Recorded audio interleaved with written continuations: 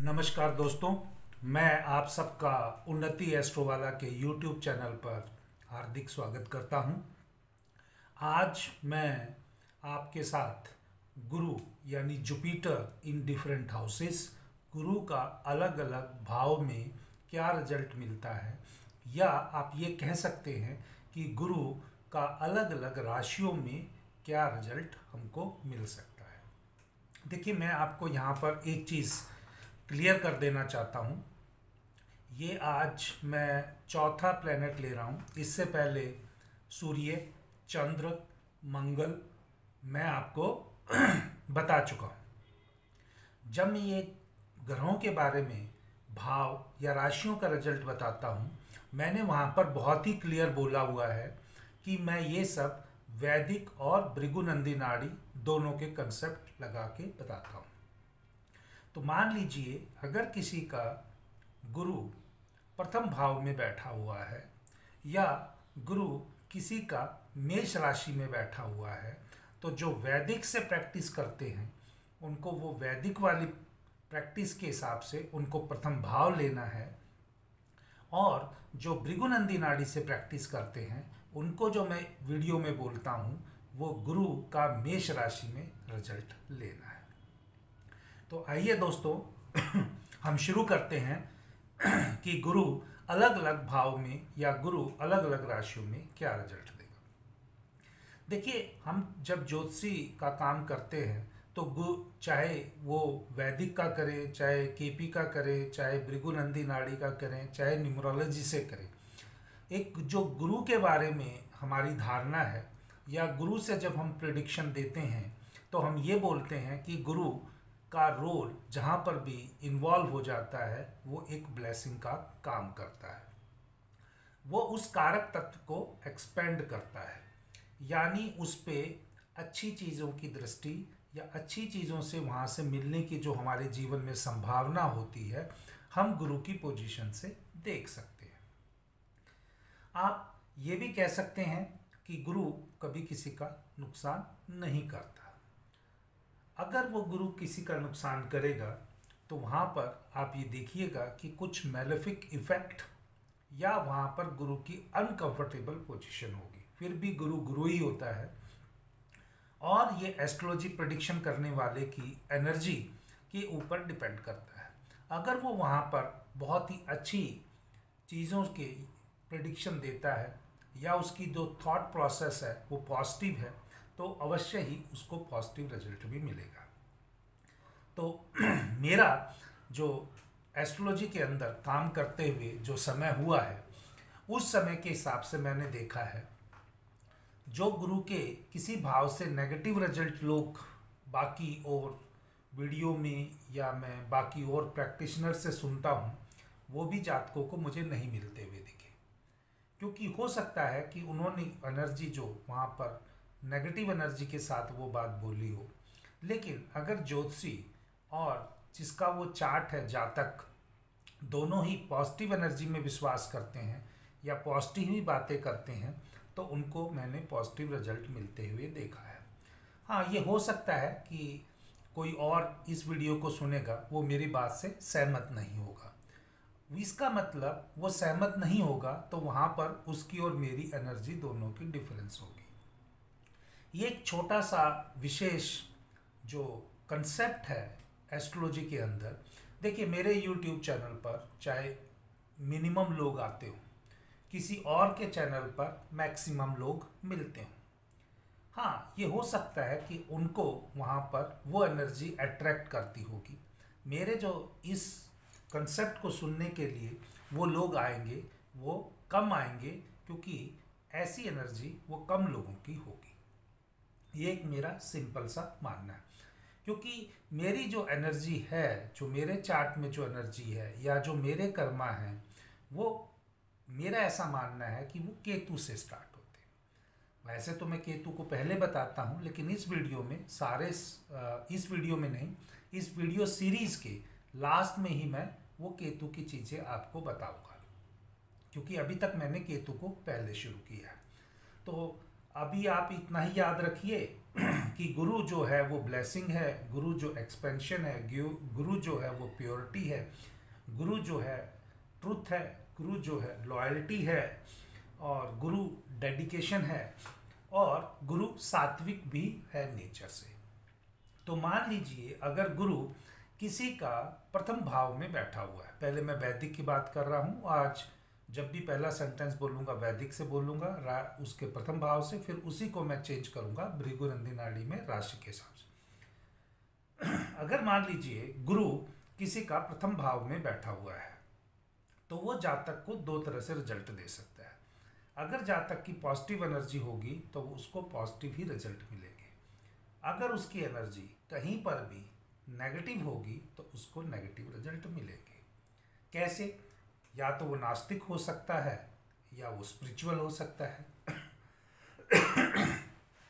जो स्पिरिचुअल होगा वो भक्ति का, भाव का, यानी उसके ऊपर किसी गुरु का आशीर्वाद रहेगा, उसके ऊपर किसी गुरु का आशीर्वाद रहेगा, उसके ऊपर हमेशा ब्लेसिंग रहेगी। उसकी जिंदगी में जो असली रिचनेस है, या आप कह सकते हो कि जो असली जिसको हम संपन्नता कहते हैं, वो उसके जीवन में होगी। उसके विचार भी बहुत अच्छे होंगे, वो दूसरों का भला करने वाला होगा।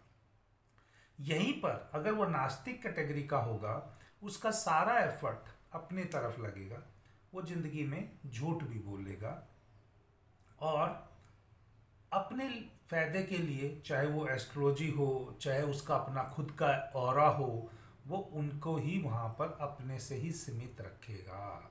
दूसरे के साथ वो चीज़ों को शेयर करते हुए नहीं मिलेगा। इसी को अगर मैं भृगुनंदी नाड़ी से बोलूँ तो भृगुनंदी नाड़ी के अंदर क्या होता है कि गुरु इन मेष राशि, जुपिटर इन एरीज साइन। तो एरीज साइन को हम आगे बढ़कर या लीडरशिप के लिए या लोगों पर हुकूमत करने के लिए ऐसे जातक की इच्छा होती है। जैसे वो वहाँ का हेड ऑफ डिपार्टमेंट बन जाए, उसको वहाँ का इंचार्ज बना दिया जाए, या वो उस क्षेत्र में लीड ले जहाँ पर भी वो काम कर रहा है। तो उसके पास पोस्ट या उसके पास जो अथॉरिटी है वो हो सकता है कि टेम्परेरी हो, लेकिन वो जातक ऐसा काम करता है। इसी प्रकार से अगर मैं जुपिटर को अब द्वितीय भाव में लूँ, देखिए सेकंड हाउस वाणी का है। जुपिटर सेकंड हाउस में हो तो बंदा एक तरह से उसकी प्रिडिक्शन है, या जो उसके मुंह से वो कहता है, अगर वो सही इच्छा से कहता है वो पूरी हो सकती है। Jupiter in second house, Jupiter in second house को हम ये भी कह सकते हैं, जातक खाने का भी है तो सात्विक खाना खाएगा तो उसके विचार और अच्छे हो जाएंगे। अपने परिवार की देखभाल करने के लिए, अपने पैसों की देखभाल करने के लिए, क्योंकि सेकंड हाउस बैंक का भी है तो अपने पैसों का वो हिसाब रखेगा। सेकंड भाव वाणी का भी है, और गुरु मीठा है तो उसकी वाणी बहुत मीठी या वो पोलाइट हो सकता है। ये सब चीज़ें मैं आपको जुपिटर इन द्वितीय भाव यानी जुपिटर इन सेकंड हाउस के हिसाब से कह रहा हूँ। उसका परिवार बड़ा भी होगा। लेकिन यहीं पर अगर मान लीजिए वहाँ पर गुरु के साथ कोई मेलेफिक प्लैनेट बैठा है, भृगुनंदी नाड़ी से अब मैं आ रहा हूँ, अगर मान लीजिए वहाँ पर कोई मेलेफिक प्लैनेट बैठा है, हम भृगुनंदी नाड़ी में जुपिटर को थोड़ा सा सिचुएशन को चेंज करना वाला मानते हैं, क्योंकि मंगल और चंद्र दोनों आपकी डेस्टिनी को मॉडिफाई करते हैं। तो ये जो चीज़ें मैंने अभी आपको पहले बोली हैं, इनके अपोजिट होगा, इनके अपोजिट होगा उसकी लाइफ में। तो इसलिए अब वो कितना अपोजिट होगा वो उसके बाकी और एस्पेक्ट के ऊपर हमें देखना पड़ेगा। लेकिन एक बात तय है कि जुपिटर इन टॉरस जो जातक है वो जीवन भर बैल की तरह काम करना पड़ेगा। अगर वो बैल की तरह काम नहीं करेगा तो उसको आराम नहीं मिलेगा। ये मेरा जुपिटर इन टॉरस के लिए भृगुनंदी नाड़ी से कंसेप्ट है, जो मैं बहुत चार्ट्स पे लगाता हूँ, देखता हूँ, पढ़ाते टाइम भी। अभी भगवान के आशीर्वाद से काफ़ी चार्ट्स इकट्ठे हो गए हैं, बाकी और एस्ट्रोलॉजर्स के भी चार्ट है जहाँ मैं देखता हूँ।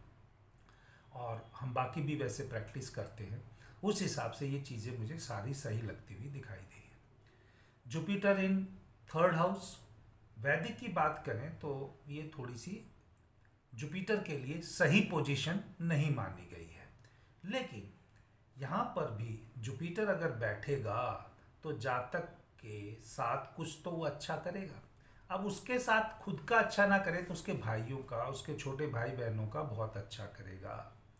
और ऐसा जातक जिंदगी में बहुत कुछ जब भी शुरू करता है वो पॉजिटिव एटीट्यूड के साथ करता है, लेकिन समस्या यही है कि वो अच्छी पोजीशन नहीं है। इसलिए अगर वो एनर्जी ऐसी है, ज्योतिषी ने भी ऐसा ही सोच लिया, तो उसको रिजल्ट मिलेगा ऐसा ही वो दूसरे को बताएगा, ऐसा ही एनर्जी एक्सचेंज होगा। यहीं पर अगर मैं ये कहूँ कि गुरु जेमिनी में है, गुरु इन जेमिनी साइन और गुरु इन मिथुन, तो हम जो लोग भृगुनंदी नाड़ी में कंसेप्ट लेते हैं, जेमिनी को एक्सप्रेस करने के लिए लेते हैं। ये जातक जितना अपना आपको एक्सप्रेस करता चला जाएगा, उसकी एनर्जी को अगर अपना एक्सप्रेस करता चला जाएगा, इसके जीवन में उतने ही कष्ट जो भी उसको पहले मिल रहे हैं ये दूर होते चले जाएंगे। देखिए, बहुत सारी जो चीज़ें मैं अभी आपको बता रहा हूँ, कोई इनको बोलेगा कर्मा अलाइनमेंट के नाम से चेंज करने के लिए बोलेगा, लेकिन मेरा एक यही मानना है कि मैं कर्मा सिद्धांत वर्ड यूज़ करता हूँ, क्योंकि ये सिद्धांत हैं, ये कोई गाड़ी नहीं है, ये कोई गाड़ी के टायर नहीं है जिनको आप अलाइन कर लें उस हिसाब से। ये कुंडली में लिखे हुए शिव जी द्वारा, भगवान शिव द्वारा माता पार्वती को बताए हुए कुछ सिद्धांत हैं जिनको अलग अलग पुरानी किताबों में लिखा हुआ है। इसीलिए बाकी और कोई भी कोई वर्ड यूज़ करे, मैं वही वर्ड यूज़ करना चाहता हूँ जो कर्म सिद्धांत नियम के ऊपर डिपेंड करते हैं। बाकी मेरी एनर्जी ऐसी है तो आप मेरे के बारे में भी वैसा बोल सकते हैं, तो चॉइस आपकी है। लेकिन अगर मेरा ये बात सुन रहे हैं तो जो उसको सुन के आप इम्प्लीमेंट करेंगे तो आपको क्या रिजल्ट मिलता है और उसे सुने बगैर आप या उसको अपोजिट डायरेक्शन में करते हैं, जैसे नॉर्मल कन्वेंशन से आपको जो रिजल्ट मिलता है, तो आप फीडबैक के द्वारा शेयर कर सकते हैं।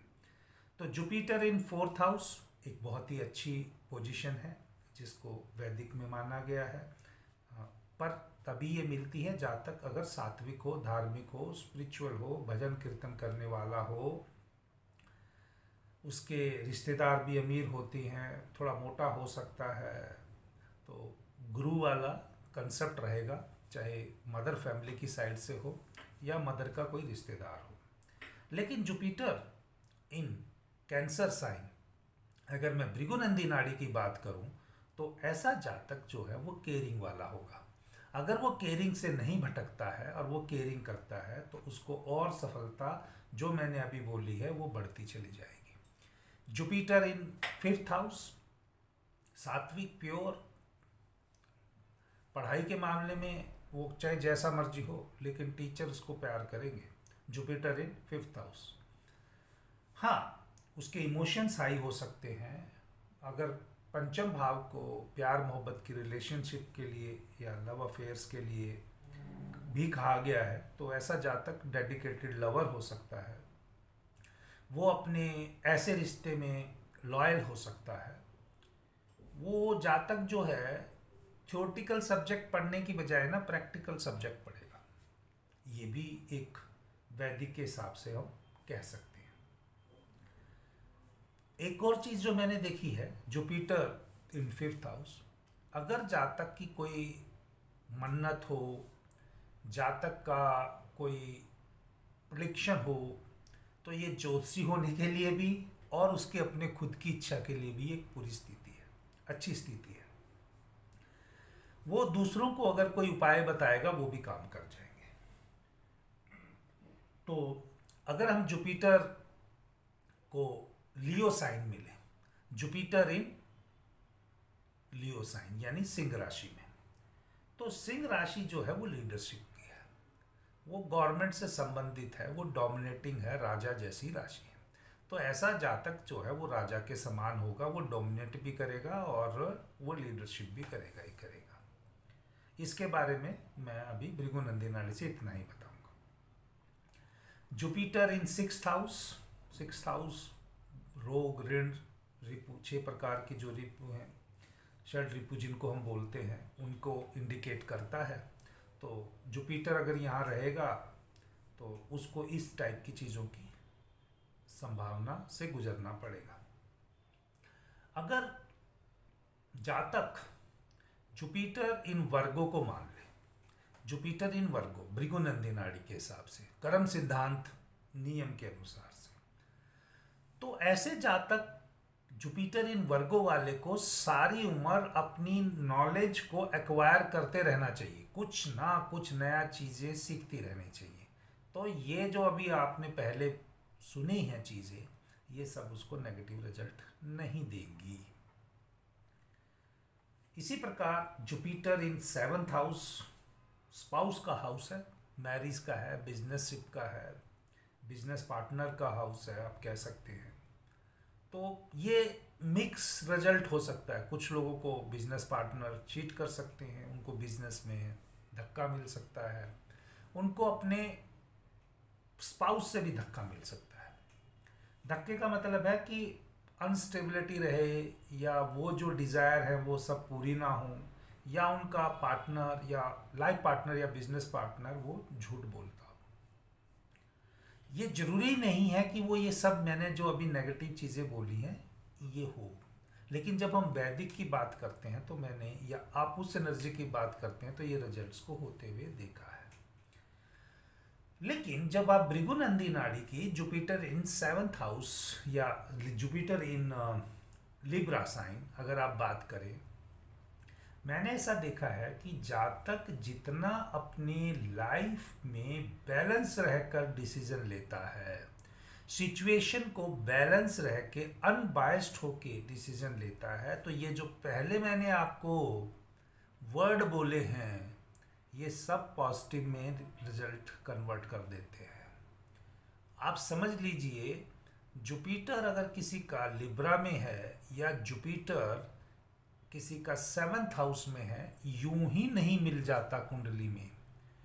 वो समझ लीजिए पिछले जन्म का साधु है, पिछले जन्म का बहुत अच्छा इंसान है। अगर वो अच्छा इंसान है तो उसको अच्छे इंसान को वहीं से स्टार्टिंग करनी है, अपना अच्छा चीज़ें सोसाइटी में फैलाने के लिए। क्योंकि जुपिटर 7th हाउस में है, 7th हाउस को वैदिक में आपकी रेपुटेशन लोगों के बीच में कैसी है या लोग आपको कैसा देखते हैं ये भी हम जानते हैं, इससे देखते हैं। तो इन सब चीज़ों के लिए हमें इसका ध्यान रखना चाहिए। कई बार आपको रिजल्ट नेगेटिव ना देने की बजाय वो आपके स्पाउस को भी मिल सकता है, स्पाउस को कुछ हेल्थ इश्यूज रह सकते हैं। बाकी फैमिली रिलेशनशिप या मैरिड रिलेशनशिप के लिए ये विषय नहीं है, इसके बारे में मैं नहीं बोलना चाहता। जुपिटर इन 8th हाउस साधक है, पूरा हाई इंट्यूशन पावर है, पूजा पाठ तो नहीं करेगा लेकिन विश्वास उसमें पूरा रहेगा, तो वो अपने हिसाब से करेगा। मतलब आप उसे कहो कि वो मूर्ति की पूजा करे, वो नहीं, हो सकता है ना करे, हो सकता है कि वो किसी और धर्म को मानने वाला हो, लेकिन उसकी आस्था जो है वो एक साधक के रूप में होगी। स्थिति भी, क्योंकि ये सडन इवेंट्स का हाउस है, तो सडन इवेंट्स की, खासकर पैसे के मामले में भी ऐसी चीज़ें देखी जा सकती हैं। पैसा सडनली आ जाएगा, सडनली चला जाएगा। लेकिन अगर जुपिटर इन स्कॉर्पियो, अगर हम बात करें जुपिटर इन वृश्चिक राशि, अगर हम ये बात करें तो वृश्चिक राशि जो है वो एक खुफिया, आप ये कह सकते हो कि रिसर्च टाइप वाली जो है राशि है। तो अगर जातक अपना रिसर्च का माइंड बना ले तो, और या रिसर्च टाइप की एक्टिविटीज़ को करे, तो कर्म सिद्धांत नियम के अनुसार उसके ये जो सब मैंने अभी दुख पहले बताए हैं ये सब दूर हो जाएंगे। जुपिटर इन 9th हाउस बहुत अच्छा है, सात्विक है, धार्मिक है, हो सकता है कि उसके थोड़े से भाग्य में रुकावट हो, लेकिन जितना सात्विक और धार्मिक रहेगा और इनमें एक तरह से जीवन में ऑलराउंडर का रोल अदा करेगा भृगुनंदी नाड़ी के हिसाब से। क्योंकि Jupiter in Sagittarius is basically I treat as an allrounder in terms of Jupiter कारक तत्व। जुपिटर इन 10th हाउस, थोड़े से जुपिटर इन 10th हाउस में यहाँ पर आपके प्रोफेशन के कारक तत्व खराब हो जाएंगे। थोड़ा सा आपको स्टेटस में दिक्कत आ सकती है। Jupiter in 10th house is not a good position according to me, but when I take Jupiter in Capricorn, तो वो भी यही है कि जातक को मेहनत करनी पड़ेगी, एक्सपेक्टेशन छोड़ के मेहनत करता चला जाएगा, तो देर सवेर आफ्टर सम टाइम, वो सम टाइम तो मैं चलो कोर्स का बताता हूँ, अगर वो उस काम को कंटिन्यूसली करेगा तो उसको उसमें सफलता और उसमें नेम फेम मिलना अवश्य ही पॉसिबल है। जुपिटर इन 11th हाउस, सभी लोग कहते हैं, किताबों में भी लिखा है 11वां भाव आपकी इच्छाओं को पूर्ति का है, तो सक्सेस आप मान के चलिए। दोस्त भी आपको अच्छे मिलेंगे, धार्मिक वाले, आप ये मान सकते हैं। लेकिन अगर मेरे से पूछे, अगर मैं जैसे भृगुनंदी नाड़ी की भी प्रैक्टिस करता हूँ वैदिक के हिसाब से, जुपिटर इन एक्वेरियस या जुपिटर इन 11th हाउस, ऐसे जातक को सफलता तभी मिलती है जब वो कर्म योगी हो जाए, कुछ छोड़ने की मन बना ले। जब तक कुछ छोड़ने का, दान देने का मतलब क्या, दूसरे के लिए सेक्रीफाइस करने का वो इरादा नहीं बनाएगा, तब तक उसको सफलता नहीं मिलेगी। Jupiter in 12th house very good, बंदा धार्मिक हो सकता है, कहीं धार्मिक स्थान का मठ टाइप का अध्यक्ष भी हो सकता है, चीज़ों को अच्छा भी रखेगा, उसका मेल मिलाप भी अच्छा रहेगा। But in my opinion Jupiter in 12th house is in a pure person, पुजारी जैसा, मतलब खाली पूजा करके दिखाने वाला नहीं, जैसे रियल पुजारी वाला, मतलब जो हो सकता है नॉलेज वाला, टीचर वाला, मोक्ष के रास्ते पे चलने वाला, ये सब वाला होगा। दोस्तों, आज का जो वीडियो था वो जुपिटर इन डिफरेंट हाउसेस और Jupiter in different signs, I try to give the insight in whatever way it is possible. But आज का वीडियो थोड़ा लंबा हो गया, इसलिए मैं इसको यहीं समाप्त करता हूं और उम्मीद करता हूं जैसे आपने sun in astrology, moon in astrology, Mars in astrology को देखा, उसी सीक्वेंस में जुपिटर इन एस्ट्रोलॉजी को भी देखिएगा। और यहाँ पर आकर आपका बेसिकली 4 प्लैनेट्स का जो मेन रोल है, जो आपको चीज़ें आत्मा के रूप में, मन के रूप में, शरीर के रूप में और सांसों के रूप में मिलती हैं, वो पूरा हो गया। अब जो बाकी मैं आने वाले टाइम पे जो 5 मोर प्लैनेट्स की बात करूँगा, उसमें ये कंसेप्ट थोड़ा सा डिफरेंट वे में लगेगा। अगर आपने पहले वाले वीडियो नहीं देखे और सबसे पहले आप जुपिटर इन एस्ट्रोलॉजी को, जुपिटर इन डिफरेंट साइंस वाले इस वीडियो को देख रहे हैं, तो मेरी रिक्वेस्ट ये रहेगी कि आप यूट्यूब पे बाकी वीडियो को भी देख लें। तो आज से ठीक 10 दिन बाद मैं बाकी 5 रिमेनिंग प्लैनेट्स की सीरीज़ करूँगा।